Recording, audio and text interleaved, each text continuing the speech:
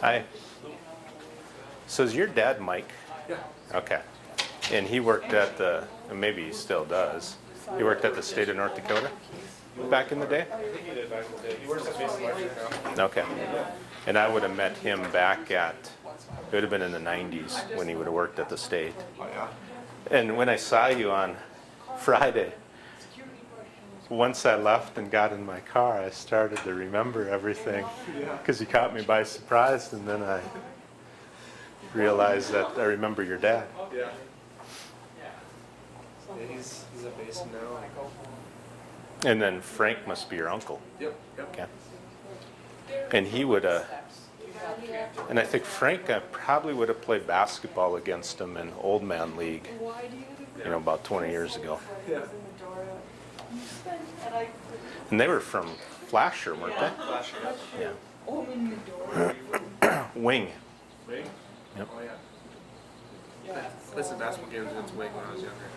I played for Apple Creek. Oh. So like when you were probably in junior high then, Like, did you have to go to Wing? first and sixth grade, went to play basketball games against Wing. Had some tournaments there too. Yeah, we had the gym that they blew the insulation in the inside of it. So if you hit the ball on the top, it was like a snowstorm. See, when I shoot, my ball's pretty flat because I'm used to shooting from the sides and wing, and you couldn't hit the ceiling. Yeah, that's what I do too. Good morning. Hey, how are you? Well, yeah, I'm like, you got 1 minute. Yeah. We're good. I was just seeing when I need to start. Hi.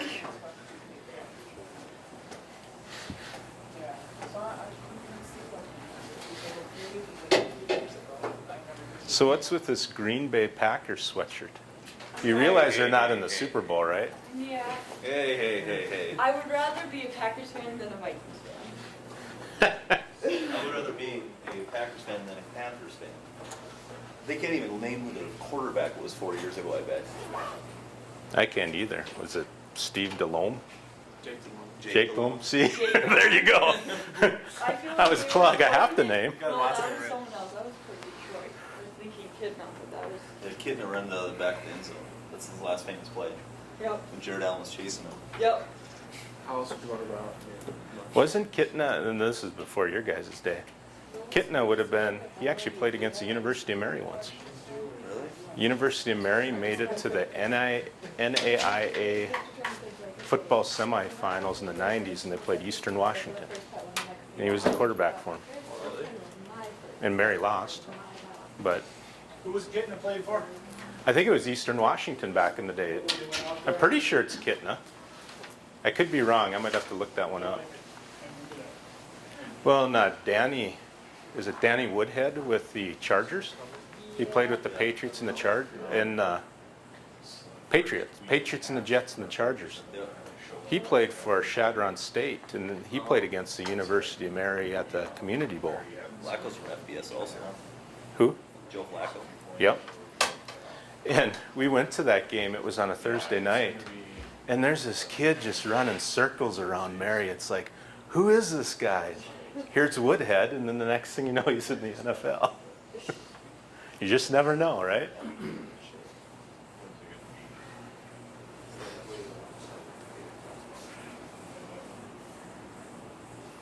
So how many minutes should I wait? 8:03, 8:04, 8:05? It's go time. It's go time. Your guys aren't going to quiz me on names. I think I might have half of the names down.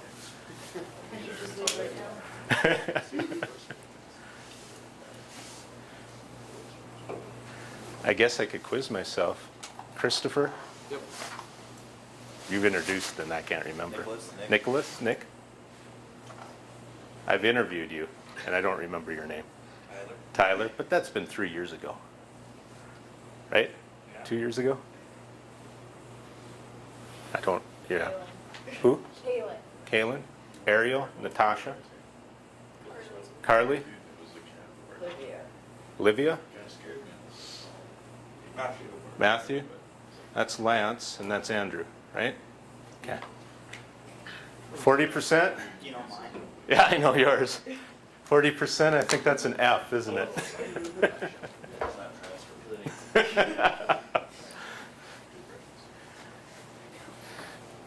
Okay, we're going to get started. You know, today, here's the frame of mind that I want you guys to be in. You know, we've already talked about researching a company you want to work for, right?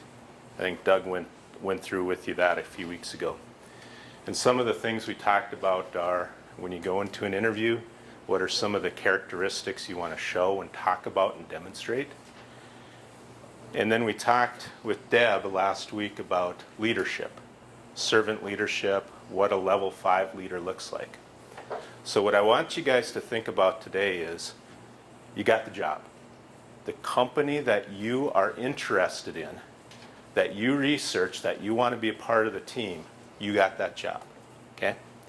You're a new employee there. I'm going to be your supervisor. I'm going to be the team lead. So what we're going to do today is, once you're part of that team, there's going to be a ramp-up period, right? You're going to have to understand the duties you need to accomplish. If it's a technical job, there's a pretty good chance the University of Mary has equipped you with the skills to be effective. But then you have to understand, no worries, you have to understand the culture. And then at some point, you're going to realize that job that I'm working at today, I ain't going to do that for the next 40 years.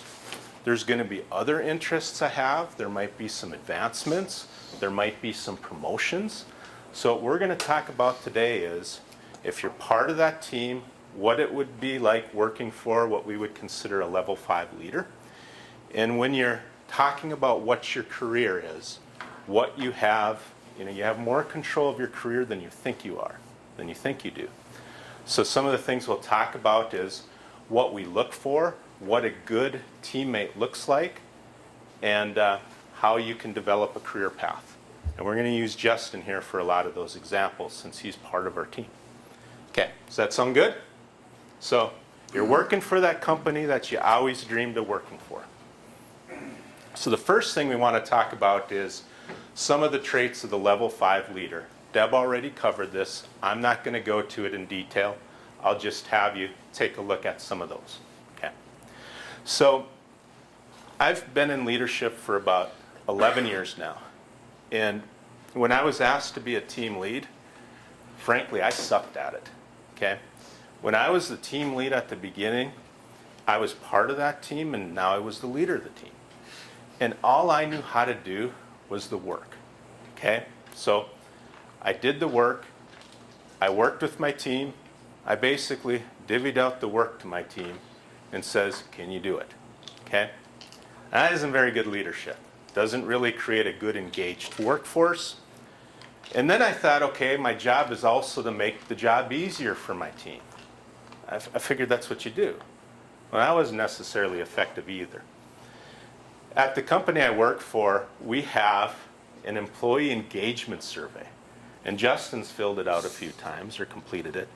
What an employee engagement survey is exactly that. And we're going to get to that in the March coursework of what employee engagement looks like. But how I look at that is, it's basically the employees are reviewing me. Typically you always think of, as an employee, I have a performance review. But in this case, my team is evaluating me. Okay? Back then I thought I'm doing a great job. The calls are getting answered because I'm in tech support. We're getting work done. And I read this employee engagement survey, and there's questions in there like, do I know what's expected of me in my job? About 30% of the employees said, yes, I do. That's pretty bad. Okay? Is my supervisor a good coach? There are about 10 people on the team, and I think 2 of them said I was a good coach, 20%. There's other questions on there. Am I engaged in my job? A lot of the employees said, no, I'm not. And I looked at that, and the first thing I thought about is, I'm mad. The employees aren't appreciating what I'm doing. I'm working hard. I'm putting long hours in. I think I'm doing what's right. And this is what I get in return? You got to be kidding me. This isn't worth it. But it also gave me an opportunity of, after I kind of thought about it, I reached out to some of my peers to see what they're doing with their teams. I realized I'm more of a supervisor, not necessarily a leader. Okay? There's actually a difference. And I took it upon myself to get a little bit better in some of those areas. And I have an example. If you're in tech support, one of the necessary evils are going to be being on call. You don't like it, do you? It has its moments. Okay, has its moments. We're fortunate enough to have about 13 people that are able to rotate it, so it's about once every 4 times a year is what it amounts to. Well, back in the day, we had an employee, because of some family reasons, that said, hey, I'd like to be on call Monday through Friday, and we had to rotate just the weekends. Employees were pretty happy with it, worked out really well. Well, with everything, all good things come to an end. And that employee said, hey, I don't have those family things anymore. I would like to go back to working 8 to 5 just like everybody else. Okay. The MikeWeber of 2007, I know that seems like a long time ago, would have said, okay, here's what we're doing. We're doing a rotation. Everybody's going to be part of it. That's how we're going to do. Okay? That's a directive. A directive doesn't go real well in a business situation. Instead, practicing some of the things on level 5 leadership, I went to the employees and I figured, okay, who's all affected by this? There's 13 people. I'm going to make sure I sit down with each one of them one-on-one and get their input. Here's the situation. We need to do something different. What do we do? Okay? And I'll be honest with you, a lot of the feedback I got on one-on-one individually is probably 80% of what I would have did anyway. The other 20% I honestly didn't think about, and I got that from my team. Okay? So fast forward to the on-call. Once the employees had an input into it, they were engaged. I had a chance to make a difference. It's a policy. I had an opportunity to be a part of it. My supervisor went to me for some input. I'm part of the solution. I'm not being told what to do. Okay? That's the difference between supervisor and leadership, and how in a personal experience I took of where I was, where I am today, and some of the tools we had with that employee engagement survey to make a difference. Now when you look at some of these points, and we're going to see if, we're going to use Justin to see if some of these are actually true. Okay? In level 5 leadership, how I look at it is the first thing is I want to work myself out of a job. Okay? And you have to be pretty confident to be able to pull something like that off, but what I mean by work myself out of a job is I'm not one that keeps knowledge for job security. Okay? There's a lot of people that do, that they're valuable because they know what to do, and if I'm gone, the whole company's going to crumble. Okay? That's not the quality of level 5 leadership. So an example with career path and opportunities and working myself out of a job. About 5 years ago, one of the big things in leadership is succession planning. You have to make sure that if I get hit by the bus, or better yet, win the lottery, you need to have somebody to be able to step in. Not necessarily doing a good job with that now, but about 5 years ago when I was responsible for an installation team, I took a couple employees and mentored them. And guess what? I worked myself out of a job. Okay? One of those employees ended up in that position, but it was a career opportunity for myself because I was able to fill a different void in our company. Okay? So that's what I mean by that one there. And I really try to reach out to my team on how I can improve. I ask the question a lot in like one-on-ones and in group settings. What can I do to help you with your job, with your career? What can I do differently? I think that's a pretty big attribute of a level 5 leader. Back to that employee engagement survey example that I used of when I didn't do real well in some of those areas, I reached out to some of my peers, some fellow supervisors. I also reached out to some of the employees. And I tell you what, employees don't want to go to your supervisor and say, supervisor, you do a terrible job. Because they're going to be afraid of retaliation. okay? Am I going to fire them? Am I going to pass them up for a future performance or promotion? So I had to work really hard on building trust, okay?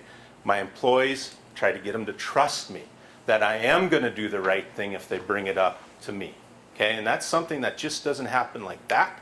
That's something you really have to work for in leadership over a period of time. The next one on victories. When I talk about things that we accomplish as a team, it's we, because we're a team. We as NISC. It's never they, and it's never I. One of the things that I despise in the job I am for is I work with an employee and they're frustrated with a different team at NISC. It could be a programming team. And they say they, and I'm like, who's they? Isn't it us? Isn't it we? Well, when you look at victories, it's we. It's not me. I might have a big part of it, but it isn't. So when there's victories for my team, and it could be in tech support, we met some of our goals for answering the phone calls. You know, we have a goal where we want to pick up that phone with 30 seconds or less. We struggled with that for the last 3 months. I went to the team and said, hey, we got this going on. What can we do? I don't know what the team did, but that next month, they met that goal. Okay, and that's something we're going to celebrate. That's a victory as a team. But failures, that's me. Okay? If there's anything that we ever fail at as a team, regardless if it's Justin's fault or regardless if it's anybody else, that's my fault. Okay? And that's how it's relayed to the team. That's how it's relayed to the customer. That's how it's relayed to NISC. Now, one-on-one, we might resolve some of those things. But remember, victories is everybody. When you're in leadership, failure is you. Okay? And your team respects you for those kinds of things. I don't expect a teammate to do anything I wouldn't do myself. I always think that's leading by example. I want to make sure I'm accessible to the team. That could be accessible during the day in tech support. The servers are running 24/7. That could be during the night. It could be on the weekend. And I want to make sure I try to forge a personal bond with each team member. When I first started in leadership, I always thought it was employees, supervisor, and there's a line. Because I was worried about favoritism. I was worried about getting to know somebody too much just in case they weren't doing their job and we might have had to correct that. Now what I do as a leader is I try to get a common interest. It could be playing racquetball with Justin. It could be playing ping pong with Brent. It could be going to monster trucks with my son and one of my co-workers' son. You know, it's not like we're at each other's house, you know, every single night type of thing, but it's a common interest to get to know the employee and they get to know me, and it builds a lot of trust. So, enough of how I look at things. Justin, he's a member of our tech team, okay? And taking a look at these 6 things, and I've been Justin's supervisor, why don't you tell the group what you've seen and what you haven't seen? He really does work himself out of a job. He's not afraid to share information, whether it be something brand new he's learned or something from 10 years ago. He'll sit you down, work through you step by step on this is how we fix it. He doesn't hide that from you, and that helps me grow as a team member, and it also helps him because if we would have something where he's out of the office, we can pick up and not be in a bad position. Now, one of the things that might be a disadvantage there, though, is if I do figure out something that maybe somebody else doesn't know, man, do I brag. You know, I go out to him, hey, look at what I did. Look, that's just my personality. You know, I try to do that just, you know, kind of a fun type of thing. But that might be something that I might do too much of. That's Mr. Competitive over here. Yeah, I am competitive. Okay, go ahead, sorry. As far as reaching out on how he can improve the one-on-ones, we meet individually.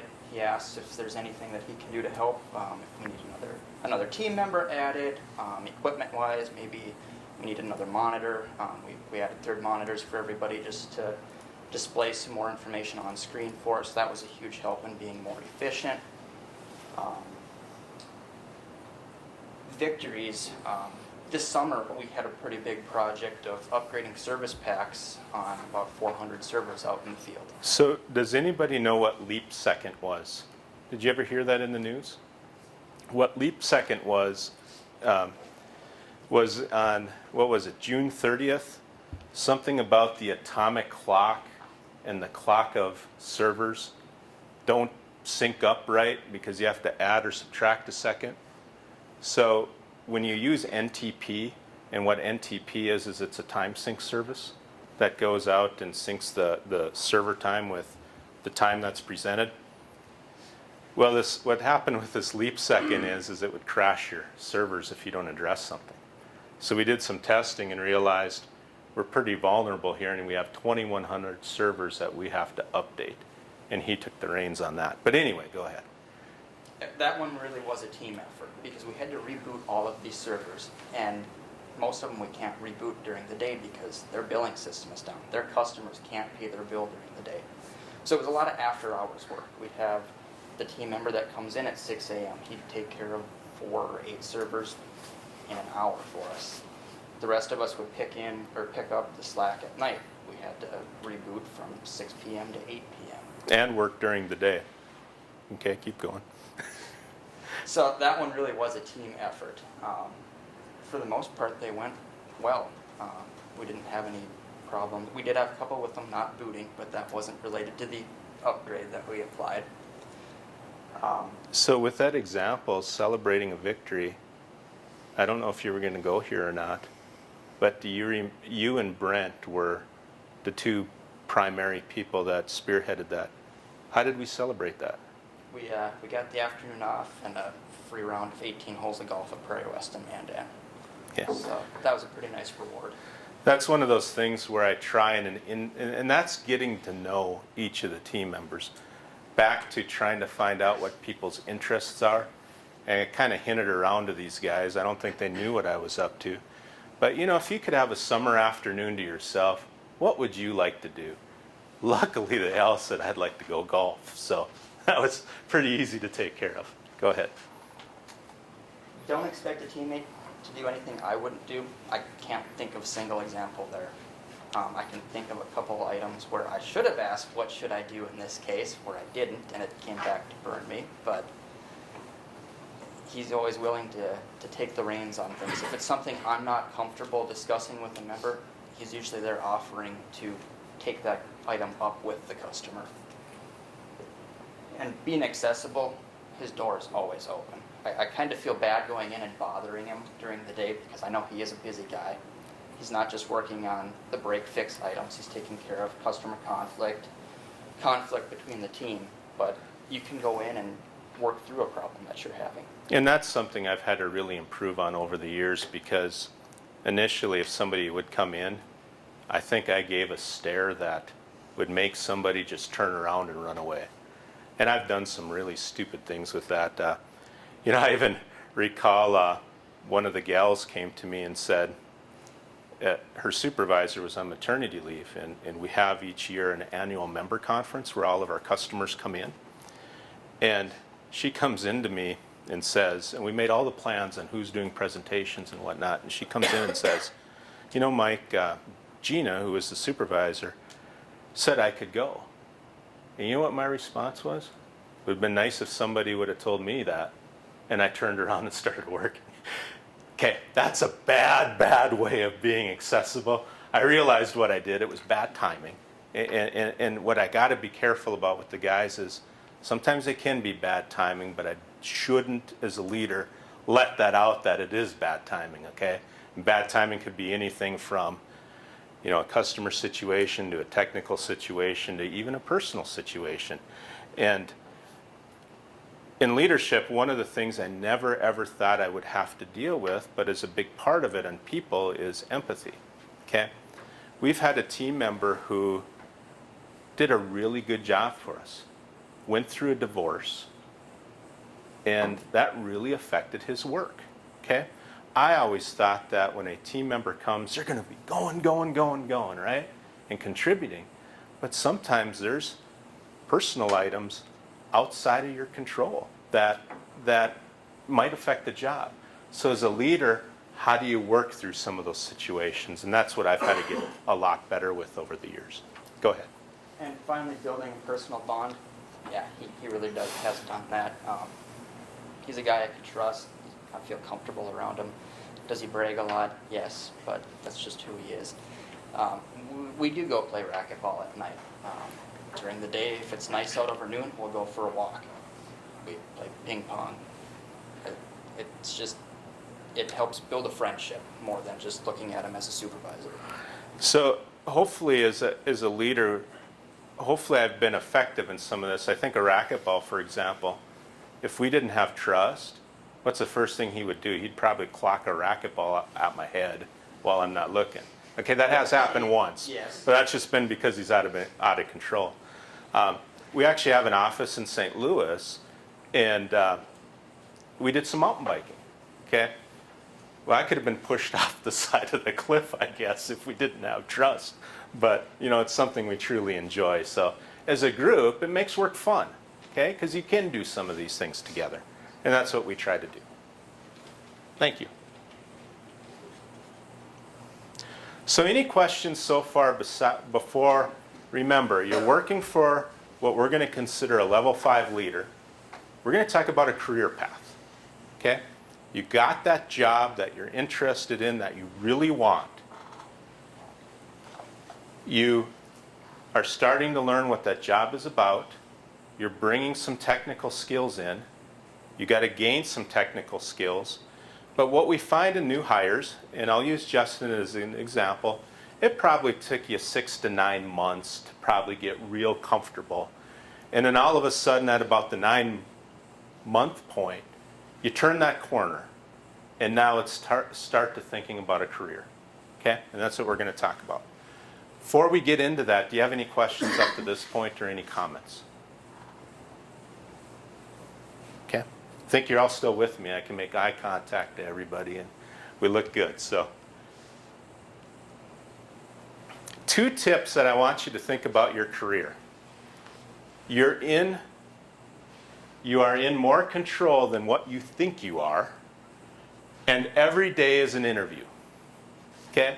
You might think when you're interviewed and you get that job, thank goodness, now I can just learn.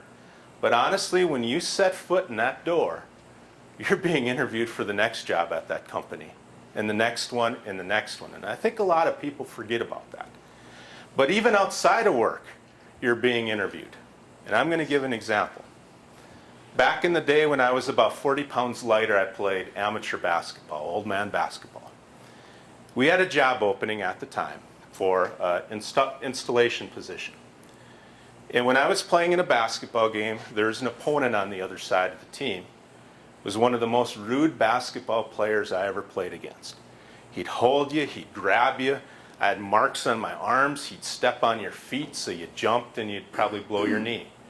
And I said a few things to him during the game. He was a jerk. Can you believe it that next day I interviewed for a job and he walked in the door? And I'm not making that up. And he looks at me and the look on his face was priceless. And he says, I think I know who you are. And my response was, yes, we played against you last night. Luckily we won. Okay? He was already interviewed for the job. A big part of what we do in our culture is shared values. We've talked about that earlier. Carrie's going to talk about that next week, where we have innovation, integrity, teamwork, empowerment, personal development, and innovation. I get all 6? Or did I say innovation twice? Okay, there's 6. Relationships is the one I missed. And when you research any company, and I remember when you talked about your research on one of the weeks, there's values as part of the mission statement. So every company has values. Well, this particular employee already showed what his shared values were when nobody was looking. That was in that basketball game. Guess what? He could have told me anything technical that was great, that he did, that he knew. But I already knew his shared values. He didn't get the job. Okay? The point there is every day is an interview, whether you're in the office or not, even more when people aren't looking. Now, when you're in the office, I think about some of the job opportunities our employees have had. You know, leadership, you can be a people leader. You can be a leader at church. You can be a leader in your home. You can be a leader with projects. Leadership just doesn't mean people, okay? It means a lot of different things. Well, with every day as an interview, we've actually had an interview for the next team lead of something. And that person who comes into the interview thinks, I'm going to prove to the person doing the interview that I'm the right person for the job. Guess what? That's too late. They've already proved it the year before that, the year before that, just by how they did their day-to-day work in the company. So remember that. Every day is an interview when you're thinking about your career. The next thing is you are in more control of career than you think you are. What I mean by that is you have the opportunity when you walk in that door of that company you want to work for, and you can contribute or not. Okay? And believe it or not, we have people that contribute at a very high level, which they get rewarded. We have employees that contribute at a level of they get the job done and they leave it at that, and we need them too. And then we also have a level that sometimes are a pain in my rump. Okay? So there's different levels of contributions. But you have that opportunity of, hey, that difficult support call, I could take that, or I could ignore that and defer it to my teammate. Okay, that's a choice that you can make. You're still getting the job done, but somebody else might have to work a little bit harder based on your decision. So if you think of some of the things you're in control of and how you can contribute, you can do some pretty powerful things in a job. So I have an example with being in more control than you think you are. So in our group, we do tech support. And when you log into the phone system, we have about, 8 people on the team? You log into the phone system. If I'm available, your phone will ring. There's a phone number on the screen. There was a perception that whenever the area code was 519, it was this company that nobody wanted to deal with. Okay? So, how the teammates got to that perception was, the phone also rings and it says 519 something, but if somebody doesn't pick it up, it actually says after it, it's called Rona. Okay? So I don't even know what Rona stands for, but it means somebody didn't pick it up and now somebody else is. We're finding the same people are getting it. And those people that are getting the calls are what I would consider to be probably our good performers. So I sat down with the group and said, hey, listen, this is what might be happening. I don't know if it's true or not, but if it is, you're being a bad teammate. Okay? I didn't say you should or shouldn't do it. I just made sure they understood how they might be affecting Justin based on their actions. That's being in control of what you do or don't do. Okay. You guys have any of those customers or individuals you work with on a daily basis that you think, crap, I need to talk to them? Anybody? I better not say who the names are for our customers because this is being recorded, but we have it too. So, what does a successful employee look like? There's quite a few different attributes for a successful employee. One thing you need to be careful about is complacency. Okay? You're going to learn the skills of your job. You're going to get good at it. And you're going to be good at it today. Okay? But today isn't next year. It isn't the year after that or the year after that. But in some cases, some employees, they're stuck with today. So you want to make sure you keep on learning. I think at NISC, we have a product that runs on PCs. Then we allowed it to run on Macs, and now it runs on iOS and Android devices. Okay? So that person, and even before that, you probably don't even know what this means, it ran on dumb terminals. Okay? So you had to build your skill set as the technology goes, but we had people that got stuck in certain spots, and those are the ones that got left behind. They weren't the continuous learner. And you got to be self-motivated. I look at some of our employees and they might come to me and say, Mike, what does it take to get promoted? Okay? If you have that question, it's good to ask your supervisor. But those that have been promoted have seldom ever asked me, what does it take? They've already showed it because they're self-motivated and self-managed. We want to make sure we're helpful, a good teammate. I already gave you an example of how we had some team members handle a call correctly and not, and how they weren't a good teammate. We want to make sure we're positive, and I get it. We all have bad days, right? You have that bad call. You're going to have to figure out how to shake that off sometimes and not let it run into the next person you work with or the next person. And honestly, I have that, not that I'm not positive, but sometimes I have the problem of shaking something off. And Justin might be the next guy that walks into my office and he might take a brunt of something that he wasn't even a part of. That's me, that's me, and that's something I shouldn't do. But overall, you got to make sure you're positive. And you want to take ownership. I think of our successful employees, they will take ownership of that situation. You have a choice.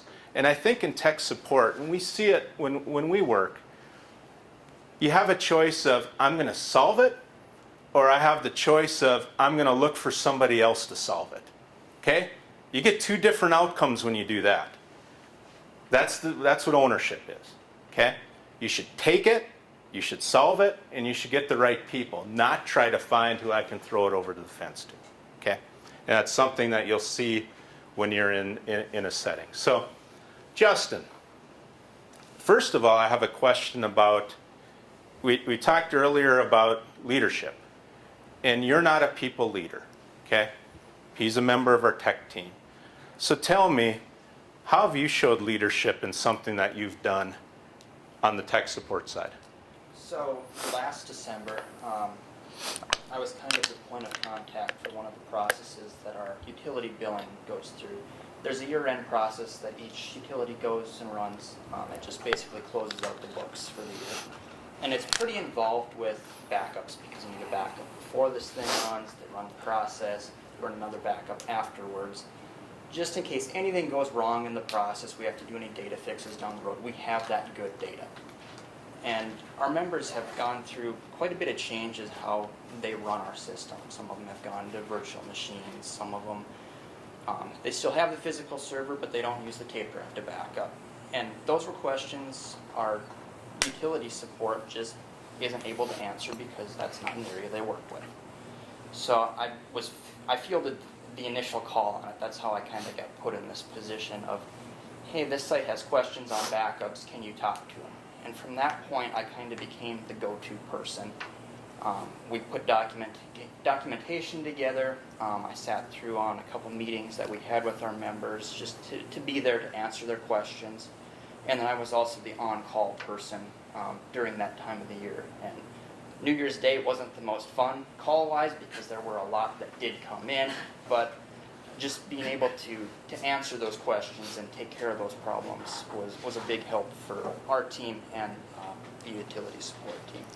So, not to embarrass Justin, but I'm going to consider him what a successful employee would look like. So, his example, continuous learner, yes or no? I'd say yes, because guess what? That process he's talking about, he knew nothing about going into it, and he had to learn about it. Self-motivated? I'd say yes. And the reason why? He actually took the call from his coworker on our normal support line. He had a choice. We talked about that choice earlier. I can either take care of it, or I can deflect it to somebody else. He took it. Helpful? I'd say yes. He helped our utility team, which is a different department. He helped the customer or member. Passionate? Well, I'd say yes, because he knew what the end goal was and he did everything in his power to get there. Positive? I'd say yes. I remember that New Year's Day. I mean, he got nailed with calls. We talked about a couple of them during that day, but he was pretty positive. And ownership? I'd say yes, because He took that initial question from that group and he owned it until it was done. Okay? Real world example of something that happened December of 2014. So you have the opportunity when you're in that job that you love and that you researched and that you got hired for to develop your own promotion plan. You don't have to wait for your supervisor to say, here's what you need to do. It's maybe even too late in some of those cases. There's a lot of things that you can do ahead of time to be promoted or to gain that next opportunity in your company. Okay? Obviously, it's eager to take on responsibilities and learn new skills. We already talked about that. We already talked about the urge to resist complacency, that what I learned today, that's good enough forever. Important thing is you're going to have to differentiate yourself from your teammates. Okay, that can be tough because I look at our different teams and there's a lot of friendships. There's a lot of team loyalty. But at the end of the day, you have to prove that you're able to take on some responsibilities. In some case, that teammate that you have that friendship and that loyalty with, they might not be interested. And you may get promoted and he might not. And you have to figure out on how to manage that. Okay? That could happen. Be a team player. You can create your own opportunities. We're going to use Justin's examples again. That opportunity presented itself. He created the next steps. Okay? I look at that as creating your own opportunity. And then a key at the end is document your success. You know, what I do is over the course of a year or a couple of years, I don't remember what I did in January of 2015 or June of 2015. Informally, I just jot some notes on what I think are some good contributions I made. And then typically in a company, there might be an annual review process or whatnot. Now I have that information, so I'm ready. The key is it takes time. When you're entering a workforce, you might have a picture in your head that says, I'm going to get promoted at 6 months. I'm going to get promoted again in 18 months. I'm going to be a leader of the team in 36 months. That might not happen, okay? And a lot of it is timing, okay? When I became in leadership, I happened to be in the right place at the right time, meaning that the technical side of NISC is growing. The customer base is growing. They needed my help to be able to lead at that time. I just happened to be in the right place. Now, one of the things in a company is for growth in a career, it might not be in the department you're currently working in, okay? It might be that Justin, he's been promoted. It might get to the point of his next step is leadership of people. We might not have it in technical services. So what I need to make sure is I arm him with the skills that he could be a leader in a different department that isn't even related to tech. Okay? We have that in our company. It's called Lattice. And that's something that you can prepare yourself for. Mental side of it is, you know, one of the big deals is if you ever get passed up, you see a coworker and you think, man, I do more than that coworker. Why didn't I get promoted? You know, at that point, you have a choice. You can gossip amongst your teammates, and that's only going to make you madder. Heck, I talk to your supervisor, promoted that other person, and say, hey, what's the deal? You know, why? And that supervisor should be comfortable enough to share with you some details and also give you some guidance on what you need to do to be able to be promoted as well.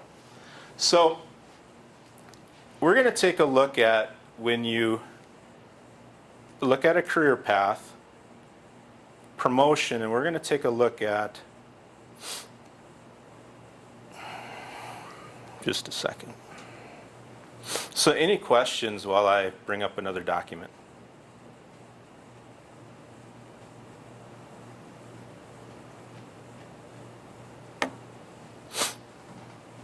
None? No? Does it make sense? Does it help?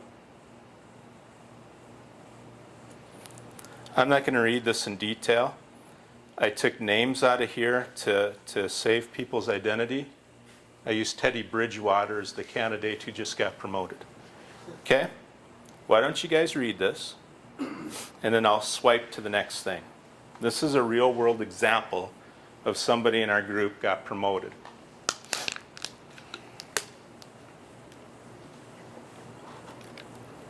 You also have a copy of this in your online system as well.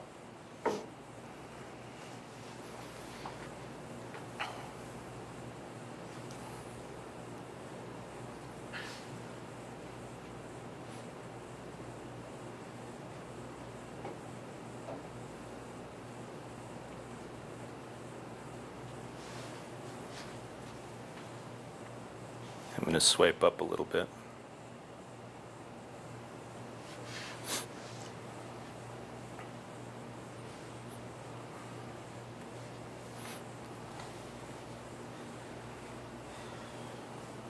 Now when you read this, you might have an idea who we're talking about, but we're still going to keep his identity quiet, okay? Because there is an example here that we talked about.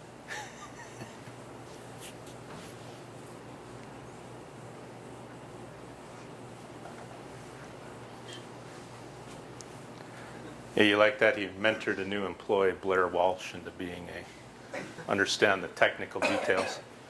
Did you cover the field goal kicking, Teddy?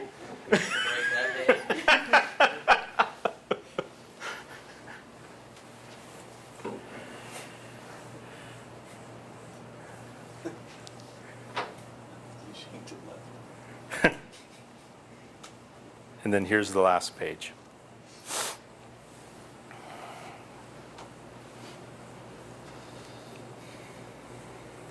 So really what this document was, in our company, what we do to promote somebody, okay? These are the things that they demonstrated over the last few months during their career, and now they earned a promotion to the next level, and this is reviewed by our people services group and actually our CEO as well. He actually reviews each one of them one by one, okay? This is somebody that's made a difference, okay? And if you follow some of those guidelines or bullet points, or let's just call it advice, whatever you want to call it, that we talked about in the previous slides, this is something that's pretty attainable, and you make a big difference in your career, okay? Makes you satisfied as an employee. It also makes you valuable for the organization. Guys done reading?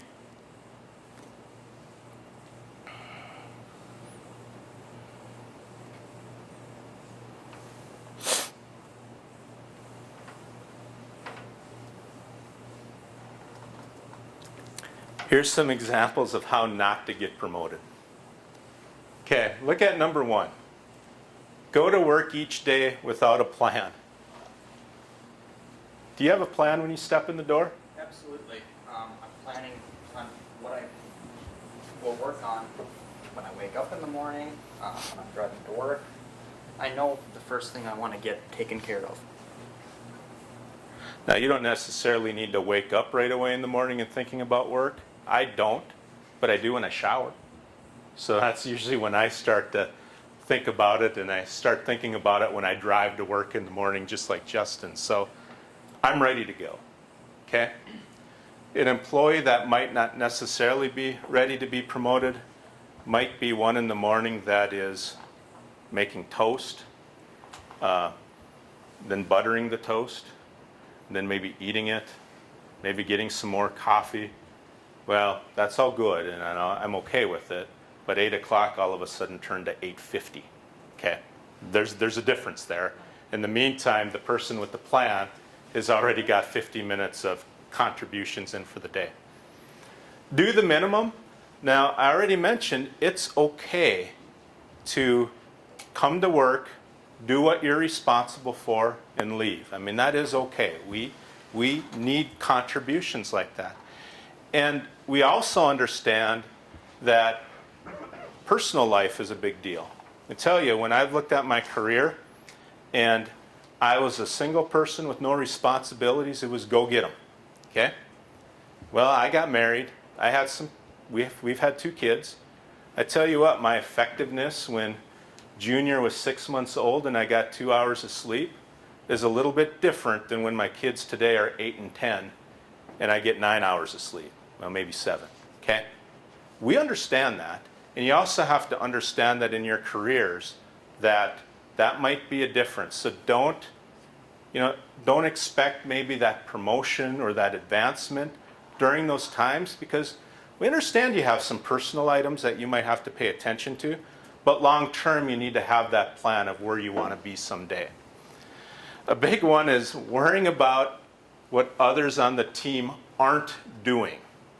If you're consumed at your desk with thinking, you know what, I took the call over and over and over again. This Justin over here, he's a deadbeat. He's not doing anything. What's going on here? Okay, there's probably 2 sides of the story. Justin's probably working on something you don't even know about, and maybe we need to start sharing that information as a group so you're aware. Awareness is a big deal. But worry about your own contributions and what not the person next to you is doing, and if there's an issue, take it up with your team lead or supervisor, and they can maybe talk through some of those situations with you. We already talked about getting stuck on your knowledge. Complaining, that's okay, because I use that as feedback. Complaining without having a plan on how to fix something, that's bad, okay? So I always think of the word complain has the word P-L-A-N in it, which is plan. So if you want to voice a complaint, that's fine, because it's something we probably need to address or make better. But you better present an option to make it better when you have that complaint. Entitlement is a big deal as well. I've been here for 5 years. I should be promoted. I've been here for 10 years. You owe me as a promotion. That's not necessarily how that works anymore, not in the organizations I've worked for. It's all about contributions. So I have seen an employee who's been with us for 25 years, whose skill set is stuck, who might be a senior technical support specialist, and I've seen somebody who's rise to that level in 2 years. Okay? It's about contributions. Now, experience is very important, but sometimes people get stuck in that entitlement side of it. Okay. Any questions on what we've talked about so far? Because now I'm going to come to you guys with some questions of what you saw this week. That sound fair? Did you guys complete your assignments? Just the one? Okay. Did you bring them with? Okay. Do you remember what you put in them? Okay. That's what we're going to talk about. So, we're going to talk a little bit about NISC, our visit on Tuesday. And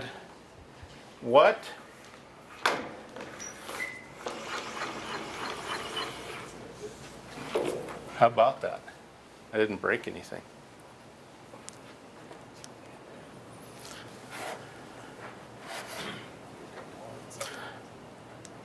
So, you see a marker anywhere? No markers?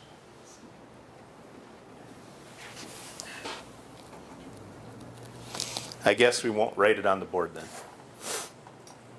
So, at NISC, you had the opportunity to be part of a tour. What impressed you? Maybe nothing, but there might be something that impressed you. Anybody? Just how open everything was. Okay, how open? The openness? What impressed you? We talked about it before we started. Hearing from an employee. Okay. What else? Thank you.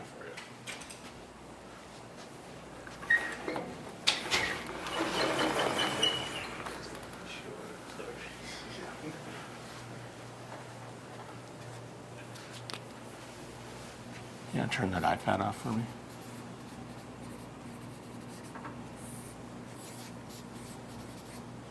Goodness.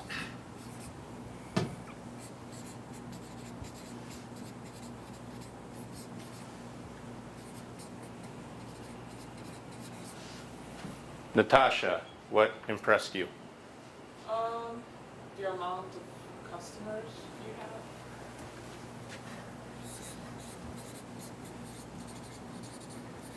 Okay, Andrew, what impressed you?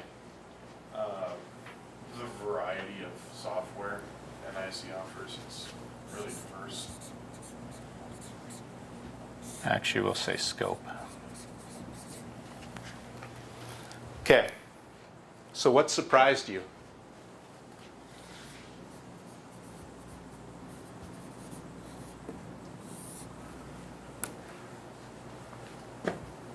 What surprised you in the tour?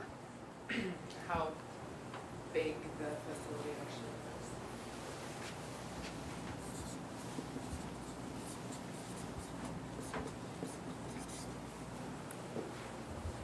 is. Ariel, what surprised you? Kind of the fact that some people who were dressed more professional, more casual, like I mean, like some, you know, I mean, like if you want to be professional, like dress more professional. If not, it's like a laid back as long as you get your work done.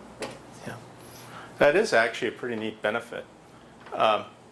If you happen to work for our organization right out of school, guess what? You don't have to invest too much in clothing because you probably already have it, right, Andrew? Now, here's the tough part.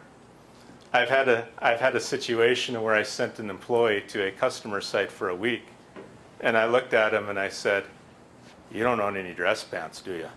Because this is how we dress at the customer site. He's like, "No." So I made a deal with him. He bought the dress pants, and I gave him 4 NISC polo shirts. That's how we met in the middle there. What else surprised you? A little game area. That game area is awesome. And you'd be amazed. Like, we play ping pong with each other. The first, I'd say the first 5 points, we actually talked about what we solved during the day and which customers we worked with. And then it's go time. We've got to see who wins. So it looks like a recreation, but it's actually half work when we start anyway.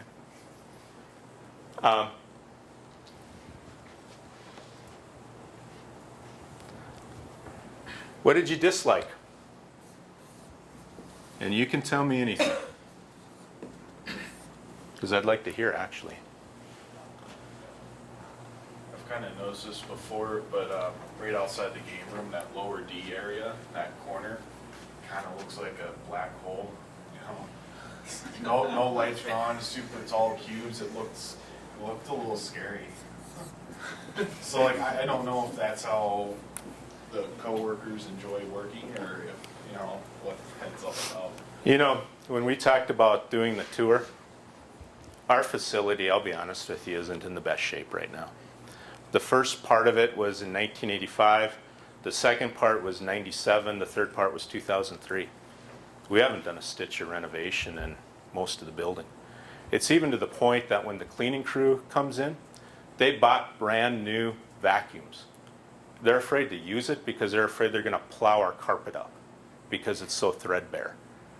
Or the dinginess, the darkness. So what our plan to address that is once we open up the new piece of it that you saw the skeleton of it, we're going to renovate the rest of the building and solve some of that dinginess. Okay, what else? I agree. And sometimes it smells funny down there too. Especially on the weekends when the air exchange system doesn't work. Matt, what did you see that you disliked? And I won't hold this against you.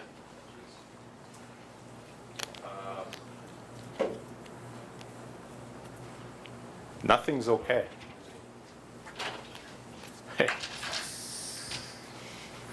Sort of like the layout of the hallways is a little bit confusing. Felt like it was a rat in a maze a little bit.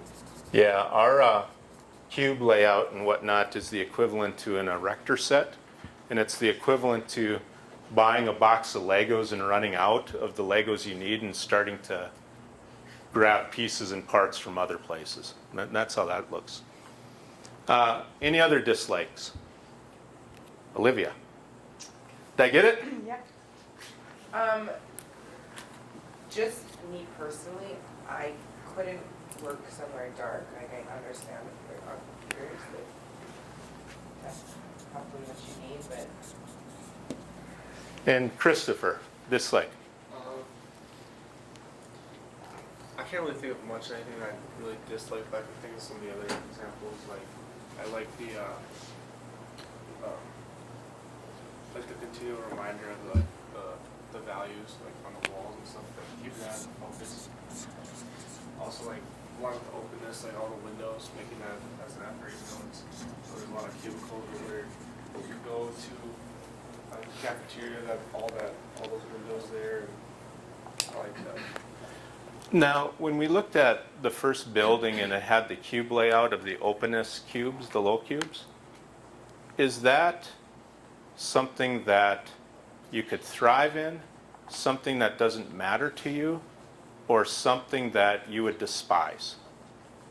What are your thoughts on that? Because that's actually important for me to know. So, show of hands, who would care not to work in the low cube environment? Okay? And where does it not matter? Depends on Okay. noise level. Okay? And who would like that?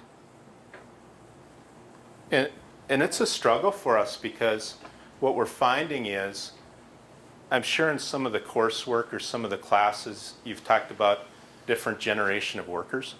What is it, like baby boomers, Gen X, millennials? Millennials like it, Gen X is kind of like it, and baby boomers hate it. Okay, and as an organization, we have to work with that. Okay, that's not reasons to do it or not to do it, but what are reasons to do it is, are you effective at your job in that type of environment? You know what, in the tech support area, it works really, really good. If you're working in programming, where you actually have to sit down and think through a algorithm or a problem of some sort, the noise will get to you. It will. And then in some of the other positions, if you're dealing with confidential work, let's say legal or HR type work, then we got to make sure they're in a private area. So what do you wish that you learned but didn't?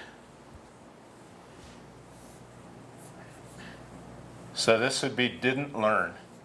What could I have done a little bit differently on Tuesday to... I think of, you're lucky if you saw the faces of maybe 20 employees that morning. We probably didn't go in some of the higher employee concentrated areas of, you could see people work and work together. That's my thought. Any other things that you wish you would have saw but didn't?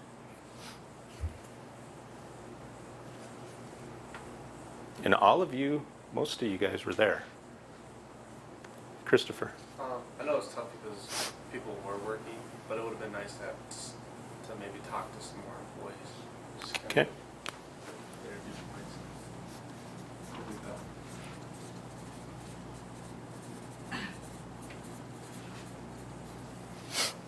Anybody else? I have one. Go ahead. I wish we would have known where our vice president is in relation to the rest of our employees. There's a lot of times where he'll walk through the hallway, he'll stop and talk to us. I've talked about hunting and fishing with them numerous times, and I think that's pretty neat to talk to a VP like that. So the point to Justin is the leadership group is amongst everybody else. They're not isolated in a part of the building or a corner or anything like that. Anybody else? Andrew? I was just gonna say, it'd probably been pretty neat to kind of like sit down in like a team meeting, see like what they talk about, how they collaborate with each other. Okay. Okay, thanks guys. Anything else on any of these topics?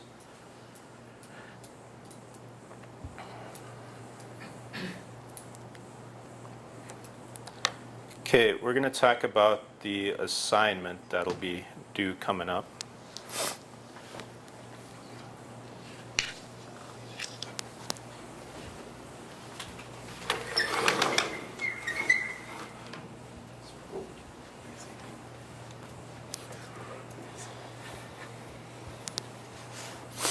Okay, take a look at this and I'll explain a little bit in detail.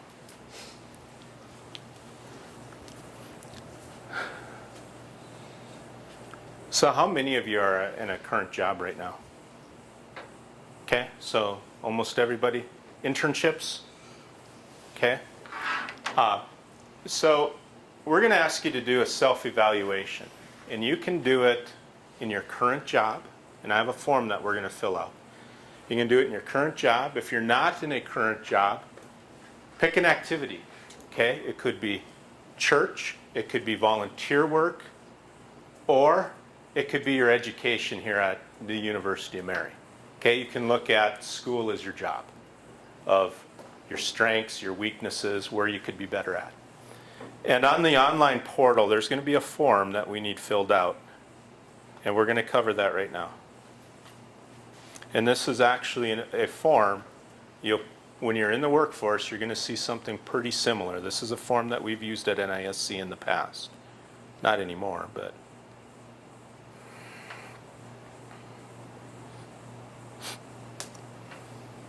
Okay. So, this is an opportunity where you can show or document some of the things that you've contributed to your team and to your position. So the first one is, what are some of the projects that you did that were a major contribution? Okay, when we looked at that performance, the promotion form that we talked about, we had the example of where Justin shared of year-end support, working with a different group. That could be a good example. List areas where you feel you're not doing a good job at. You know, even in a school setting, you could give an example of, I was in this class, I wish this would have went better if I would have done this. There's some other questions on here as well. So the idea here is to get about 4 or 5 lines under each of them where in your current position that you have, where you're demonstrating or where that makes sense. And that's part of the assignment. Make sense? Okay, and that's due 11:59 on Monday. 11:59 p.m. on Monday. The other assignment that I saw was talked about last week, but is actually going to get covered next week by Carrie, is you need to read chapters 5 and 6 in the Wire Differently book. Chapter 5 is Action Speaks Louder Than Anything Else, and chapter 6 is Do the Right Things Always. And there's going to be a discussion on shared values and what they mean to the organization.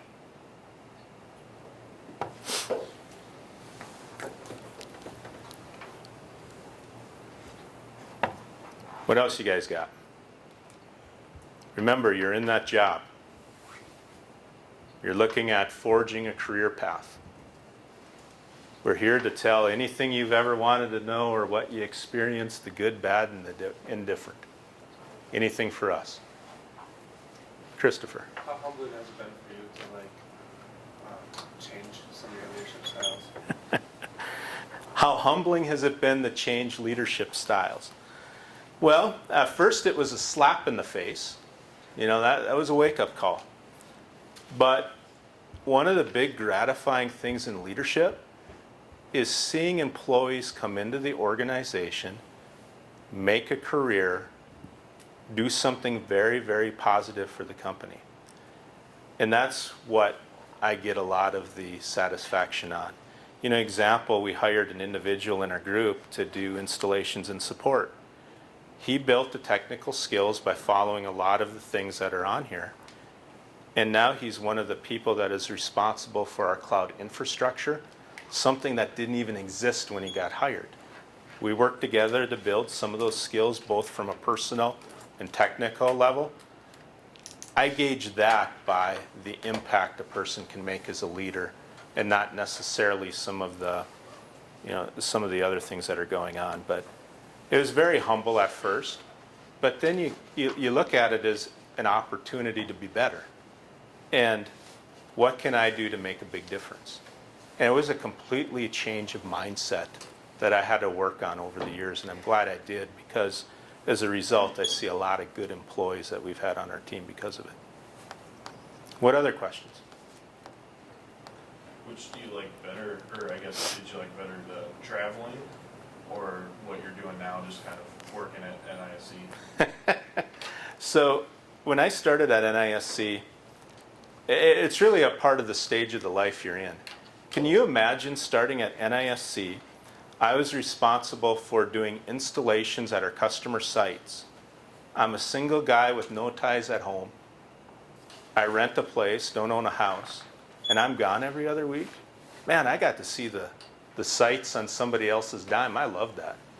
I went to Seattle, saw the Space Needle, went to Atlanta, went to a Falcons game, went to Lambeau Field. I did a lot of that stuff since we have customers all over. But over a course of time, I find that it's more important to be in the office, to just help the different teams. But I still really enjoy the traveling as long as I can hit a sporting event here and there. So I always say that I'm probably more, this might sound bad, but probably more valuable to stay in the office than I probably am going to some of the different sites. Any other questions? You got any for him? Because I want to hear him. He works for us. Come on, you guys got to ask Justin something before we go. Do you guys haze the new interns? Not at all. Oh. We treat our interns pretty good, I think. We never thought about hazing. Verify that? We did, because we're very responsible adults. We did take one intern out on his 21st birthday. And we picked him up at the University of UMary, got him to where he needed to be, stayed with him, and he dropped him off. Granted, it all ended at about 8:30 at night, but that's okay. We were pretty responsible. So that's probably as close as we've ever gotten to hazing, but we were made sure we're there and he was safe. Any other questions? Okay. Hearing none, it's about 9:10. I appreciate your guys' time. And if there's anything else you want to know, or we'll probably be sharing some experiences in the upcoming week too. So thanks for your time.